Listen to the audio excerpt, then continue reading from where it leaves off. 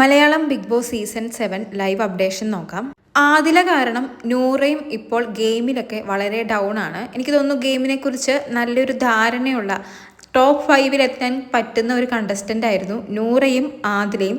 പക്ഷേ ആദിലയ്ക്ക് എവിടെയോ വെച്ച് ഗെയിമിൽ തെറ്റ് സംഭവിച്ചു. അങ്ങനെ എന്തായാലും ഡൗൺ ആയി, ഗെയിമിൽ നിന്നും പിന്നിലേക്കായി. അത് നല്ല രീതിയിൽ നമ്മുടെ നൂറയെയും ബാധിച്ചിട്ടുണ്ട്.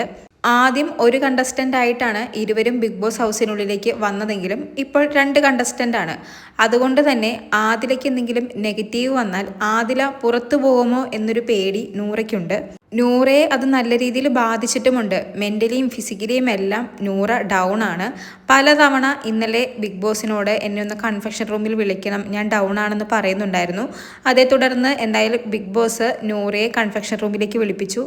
ബിഗ് ബോസിനോടും നൂറ പറയുന്നത് ഇത് തന്നെയാണ്, ഞാനിവിടെ ഓക്കെ അല്ല, എൻ്റെ മൈൻഡ് ശരിയല്ല, ഞാൻ വളരെ വീക്കാണ്, എനിക്ക് ഗെയിമിലൊന്നും ശ്രദ്ധിക്കാൻ പറ്റുന്നില്ല എന്നൊക്കെ തന്നെയാണ് പറയുന്നത്.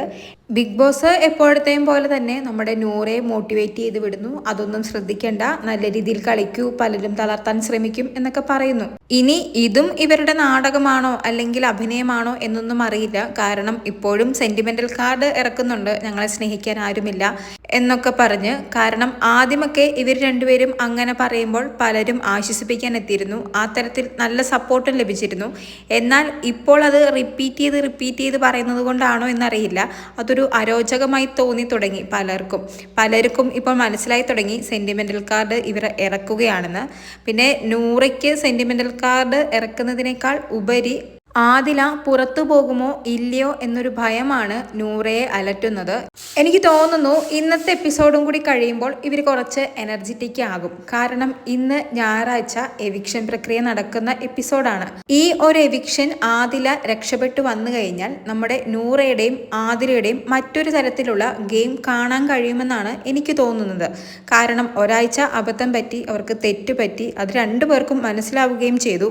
ഷാനവാസിനോട് ആദില അത് തുറന്ന് സമ്മതിക്കുകയും മാപ്പ് പറയുകയും ചെയ്തതാണ്. എന്നാൽ ഇവരുടെ ഗെയിം ഇനി പ്രേക്ഷകർ ഏത് രീതിക്ക് എടുക്കുമെന്ന് നമുക്ക് കണ്ടു തന്നെ അറിയണം. കാരണം ആദിലയ്ക്ക് നല്ല രീതിയിൽ നെഗറ്റീവ് സ്പ്രെഡ് ആയിട്ടുണ്ട്. ആദിലയുടെ ഡബിൾ സ്റ്റാൻഡ് പൊളിഞ്ഞതോടുകൂടി ആദിലയ്ക്ക് ഹേറ്റേഴ്സ് കൂടിയിട്ടുണ്ട്. അത് കുറച്ചൊക്കെ നമ്മുടെ നൂറയിലേക്കും സ്പ്രെഡ് ആവുന്നുണ്ട്. എന്തായാലും അടുത്തൊരാഴ്ചത്തെ ഇവരുടെ പെർഫോമൻസും അത് ഏത് രീതിക്ക് പ്രേക്ഷകർ എടുക്കുമെന്നൊക്കെ നമുക്ക് കാത്തിരുന്ന് കാണാം. കൂടുതൽ ലൈവ് അപ്ഡേറ്റുകളുമായി വീണ്ടും വരാം.